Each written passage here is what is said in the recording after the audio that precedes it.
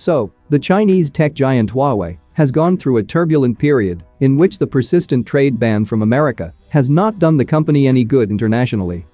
Although the Huawei Mobile Services system is increasingly taking shape, many European consumers would have preferred Huawei phones to still be delivered with Google services. However, that does not prevent the Chinese manufacturer from continuing to focus on the future, and a new report from Canalys suggests the same. But before further ado, if you do end up liking what you see here, please consider subscribing and turn on notifications by hitting that bell icon. Now let's get back to the video. So, the 2020 rankings for the smartphone market in China was released by known research-based firm, Canalys.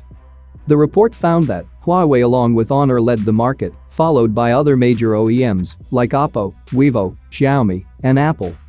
As per an IT Home report, the smartphone market in mainland China reached 84 million units in shipments in the fourth quarter of 2020. Talking about annual shipments, the overall handset shipments fell by 11%, reaching 330 million units. One of the reasons of the deterioration of the market was also due to Huawei's weaker performance due to US sanctions that has severely impacted its smartphone operations.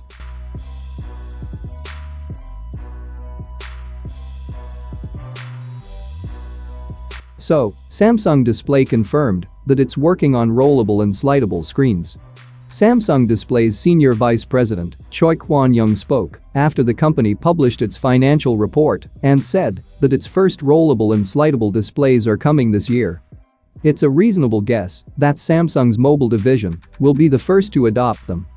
The news by Samsung Display on foldable and slidable display screens may also imply that Samsung's flip and fold displays may also adopt new technologies in addition to important features like variable refresh rate and some other exclusive features to maintain its leadership in the increasingly dense, regular OLED market.